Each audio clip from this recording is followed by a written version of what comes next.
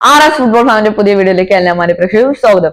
നമ്മൾ ഇന്ന് സംസാരിക്കാൻ പോണ കാരബാവോ കപ്പിന്റെ ഫൈനൽസിനെ കുറിച്ചാണ്. ഫൈനൽസിലെ സിറ്റി എത്ര മോശം പെർഫോമൻസ് സീസണിൽ കാണിച്ചാലും സിറ്റി നോക്കുകയാണെങ്കിൽ ഫൈനൽസ് ആകുമ്പോൾ ഒരു ഷോ അങ്ങോട്ട് ഇറക്കും. ആ ഷോയില് ആഴ്സണൽ പെപ്പും കപ്പും സിറ്റിനെ ഒരുമിച്ച് കണ്ടപ്പോൾ ആഴ്സണലും ആർട്ടറ്റയും കിളി പോയതുപോലെയാണ് കളിച്ചത്. അങ്ങനെ ആഴ്സണലെ ഒഫീഷ്യലായിട്ട് സെക്കൻഡ് പ്ലേസ് FC എന്ന് പ്രഖ്യാപിച്ചിരിക്കുന്നത്. ഞാനിത് ആഴ്സണൽ ഫാൻസിനെ ഒഫൻഡ് ചെയ്ത് പറഞ്ഞതല്ല. കാരണം എന്താന്ന് വെച്ചാൽ ലാസ്റ്റ് 5 കളി മാഞ്ചസ്റ്റർ സിറ്റി വേഴ്സസ് ആഴ്സണലിൽ നോക്കണേ, സിറ്റിക്ക് ഇതുവരെ ഒരു കളിയും അവർ വിജയിക്കാൻ സമ്മതിച്ചിട്ടില്ല. ഒന്നല്ലെങ്കിൽ സമനില അല്ലെങ്കിൽ വിജയം. ഈ 2 വിജയവും 3 സമനിലയായിട്ട് ലാസ്റ്റ് 5 കളി ഉള്ളപ്പോഴാണ് ഈ ഫൈനൽസ് വരുമ്പോൾ ആഴ്സണൽ സെക്കൻഡ് പ്ലേസ് FC ആയിട്ട് മാറുന്നത്. ഇതെന്താന്ന് വെച്ചാൽ എപ്പോഴും ടോപ്പ് കളി ഈ സീസണിൽ നോക്കണമെങ്കിൽ ആഴ്സണലാണ് ഏറ്റവും കൂടുതൽ ചാൻസ് പ്രീമിയർ UCL ജയിക്കാൻ.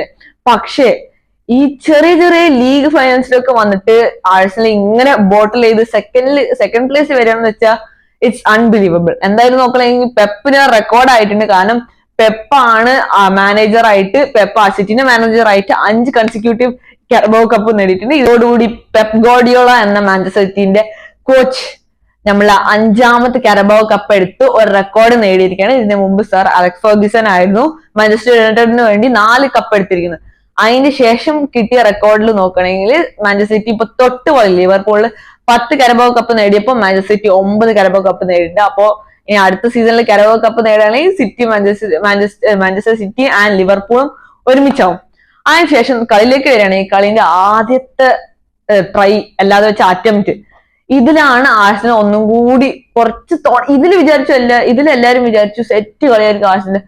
ഇത് അറ്റംപ്റ്റ് നോക്കുകയാണെങ്കിൽ നമ്മള് സുബമെന്റിന്റെ അറ്റംപ്റ്റ് ആയിരുന്നു. സുബമെന്റിന്റെ അറ്റംപ്റ്റില് ആദ്യം ഗോൾ കീപ്പർ സേവ് ചെയ്തു. പിന്നെ സക്കാന്റെ കാലിലോട്ട് പോയപ്പോ സക്ക പിന്നെയും അടിച്ച്, പിന്നെയും ഗോൾ കീപ്പർ സേവ് ചെയ്ത് തിരിച്ച് സക്കാന്റെ കാലിൽ പോയിട്ടും എന്നിട്ട് ഫിനിഷ് ചെയ്യാൻ കഴിഞ്ഞില്ല. പിന്നെ ഗോൾ കീപ്പർ സേവ് ചെയ്തു. അതോടുകൂടി 3 പ്രാവശ്യമാണ് ഷോട്ട് പോയിട്ട് റീബൗണ്ട് വന്ന ശേഷം ഗോളിന്റെ ഔട്ട്സ്റ്റാൻഡിങ് പെർഫോമൻസ് ആയിരുന്നു. അതിനുശേഷം നോക്കണേ നമ്മൾ സെമന്യോ ഹാളന്റെ ഒരു അടിപൊളി ക്രോസ് കൊടുത്തു. ആ ക്രോസ് ഹാളന്റെ കൺവേർട്ട് ചെയ്യാൻ കഴിഞ്ഞ കാരണം 2 ഡിഫൻഡർ നേരെ വന്ന് ബ്ലോക്ക് ചെയ്തു. ഇങ്ങനെ ആഴ്സണലും സിമന്യും എല്ലാവരും അറ്റാക്ക് ചെയ്യുമ്പോൾ ഇപ്പുറത്തെ ഗ്യോക്കേറേസ് ഒരു സിമ്പിൾ ഷോട്ട് എടുത്ത് മാഞ്ചസ്റ്റർ സിറ്റി ബ്ലോക്ക് ചെയ്തിരിക്കണം. അതിനുശേഷം സിമന്യോ പിന്നെ ഒരു ക്രോസ് കൊടുത്ത ഹാളിനെ, അതും ഹാളിന് കൺവേർട്ട് ചെയ്യാൻ പറ്റിയില്ല.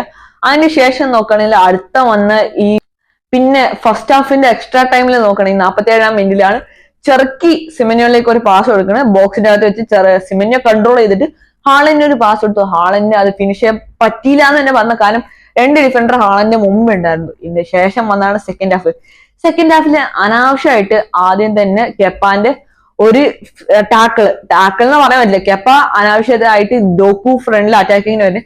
കെപ്പയ്ക്ക് ആ നേരം കൊണ്ട് ബോക്സിന്റെ പുറത്ത് നിൽക്കാണ്ട് നേരെ ബോക്സിനകത്ത് പോയി ഗോളിനെ സേവ് ചെയ്യാൻ പറ്റും. ഗോളിനെ സേവ് ചെയ്യാനുള്ള നോക്കേണ്ടതാണ്.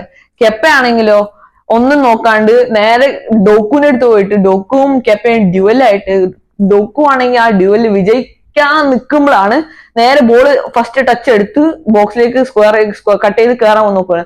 അപ്പോഴാണ് ഈ കെപ്പ ഫൗള് കാണിച്ച് അനാവശ്യത്തിന് ഒരു യെല്ലോ കാർഡ് മേടിച്ച്. അത് ഫൈനൽസ് ആയതാണ് കുഴപ്പമില്ല, വേറെ വല്ല മത്സരമാണെങ്കിൽ കുറച്ചും കൂടി പണി കിട്ടിയാണ് ആഴ്സണൽ.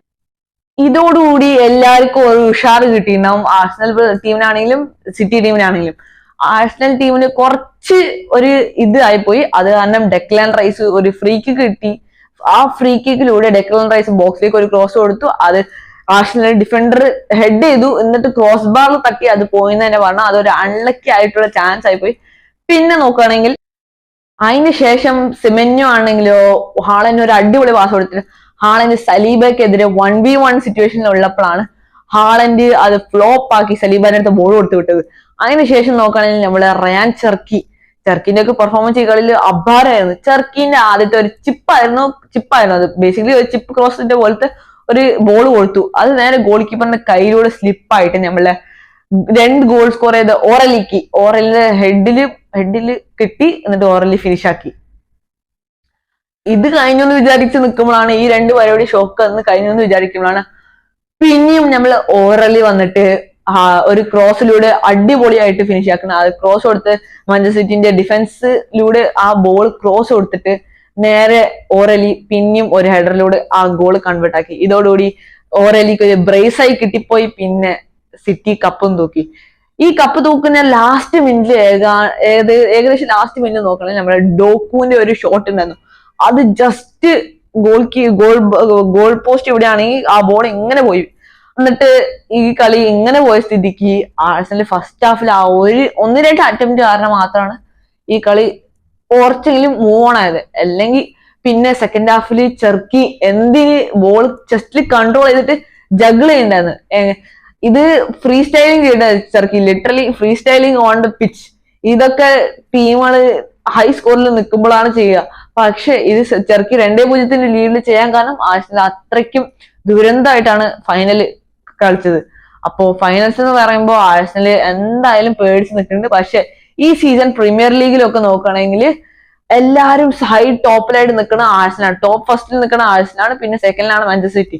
അപ്പോ എന്തുകൊണ്ട് ആഴ്സണൽ ഫൈനൽസ് ആയപ്പോ ഇങ്ങനെ പോയി?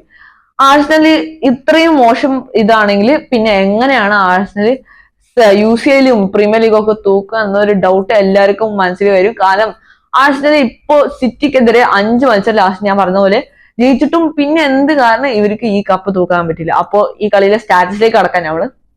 അപ്പൊ ഇവർ സ്റ്റാറ്റസിലേക്ക് കടക്കുകയാണെങ്കിൽ നമ്മൾ ആഴ്സണൽ സ്റ്റാറ്റസ് നോക്കുകയാണെങ്കിൽ ആഴ്സണൽ 7 ഷോട്ട് എടുത്തപ്പോൾ 3 ഓൺ ടാർഗറ്റിലേക്ക്, മാഞ്ചസ്റ്റർ സിറ്റി ആണെങ്കിൽ 10 ഷോട്ട് എടുത്തപ്പോൾ 2 മാത്രം ഓൺ ടാർഗറ്റിൽ. പൊസിഷൻ നോക്കുകയാണെങ്കിൽ മാഞ്ചസ്റ്റർ സിറ്റിക്ക് 67% ഉള്ളപ്പോ ഇവിടെ ആഴ്സണലിൽ ആകെ 37% ഉണ്ട്. അതിൽ ഫൗളുകൾ നോക്കുകയാണെങ്കിൽ രണ്ടുപേരും 11 ഫൗൾ വെച്ച് കമ്മിറ്റ് ചെയ്തിട്ടുണ്ട്. ഇവിടെ നോക്കുകയാണെങ്കിൽ യെല്ലോ കാർഡ് നോക്കുകയാണെങ്കിൽ ആഴ്സണൽ 3 മാഞ്ചസ്റ്റർ സിറ്റി ഒരെണ്ണം നേടിയിട്ടുള്ളൂ. പിന്നെ നോക്കുകയാണെങ്കിൽ ഓഫ് സൈഡ് ആണ്, ഓഫ് സൈഡിൽ രണ്ടുപേരും 1-1 വെച്ച് സമനിലയിലാണ്. പിന്നെ കോർണേഴ്സ് നോക്കുകയാണെങ്കിൽ രണ്ടുപേരും 3 വെച്ച് നേടിയിട്ടുണ്ട്. ഇതോടുകൂടി ആഴ്സണലിൽ ഇനി 3 ഹോപ്പുകളേ ഉള്ളൂ. FA കപ്പ്, UCLലും പിന്നെ നമ്മുടെ പ്രീമിയർ ലീഗാണ്. പ്രീമിയർ ലീഗ് 9 പോയിന്റ് ഡിസ്റ്റൻസ് ഉണ്ട് സെക്കൻഡ് പ്ലേസ് ഉള്ള മാഞ്ചസ്റ്റർ സിറ്റിക്കെതിരെ. പിന്നെ നോക്കുകയാണെങ്കിൽ FA കപ്പിൽ ഹോപ്പ് ഉണ്ട്. UCL നോക്കുകയാണെങ്കിൽ ഇപ്പോ ക്വാർട്ടറിലാണ്. ഇപ്പൊ നോക്കുകയാണെങ്കിൽ കരബാവോ കപ്പിനെ കൊണ്ടുപോയി കളഞ്ഞു. ഇനി ആകെ ഉള്ളത് FA കപ്പ്, പ്രീമിയർ ലീഗും പിന്നെ UCL ആണ്. ഈ 3 ഏതൊക്കെ നിങ്ങൾ അടിക്കുക ആഴ്സണൽ ഫാൻസ് താഴെ വന്ന് കമന്റ് ചെയ്യുക. ഇതോടുകൂടി ഇവിടെ അവസാനിക്കും ഫുട്ബോൾ ലോകത്തെ പുതിയ വിശേഷമായി വീണ്ടും കാണാം. ഈ വീഡിയോ ഇഷ്ടപ്പെട്ട ലൈക്ക് ചെയ്യുക, ഷെയർ ചെയ്യുക, സബ്സ്ക്രൈബ് ചെയ്യുക.